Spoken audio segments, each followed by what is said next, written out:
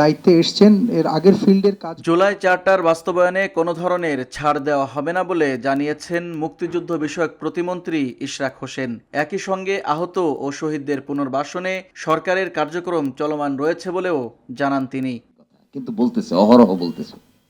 শনিবার রাজধানীর জাতীয় প্রেস ক্লাবে বৈষম্য বিরোধী ছাত্র আন্দোলন আয়োজিত এক মত বিনিময় সভায় এসব কথা বলেন প্রতিমন্ত্রী ইশরাক হোসেন।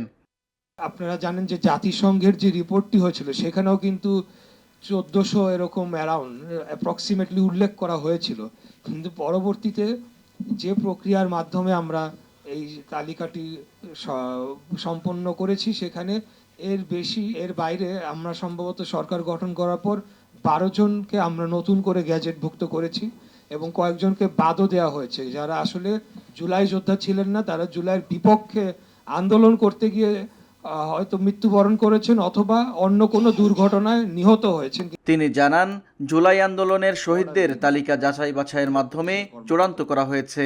আহতদের পুনর্বাসনে জুলাই গণঅভ্যুত্থান অধিদপ্তর কাজ করছে বলেও উল্লেখ করেন তিনি।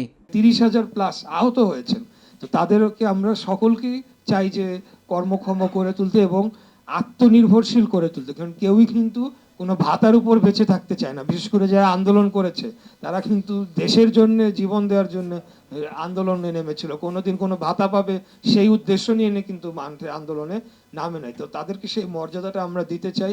এ সময় ইশরাক বলেন, আহতদের কর্মসংস্থান ও প্রশিক্ষণের মাধ্যমে আত্মনির্ভরশীল করে তোলাই সরকারের লক্ষ্য। প্রপার লোককে আইডেন্টিফাই করে মুজাহিদুল ইসলাম, ভিওডি বাংলা, ঢাকা। বাদ দিয়ে দেওয়া।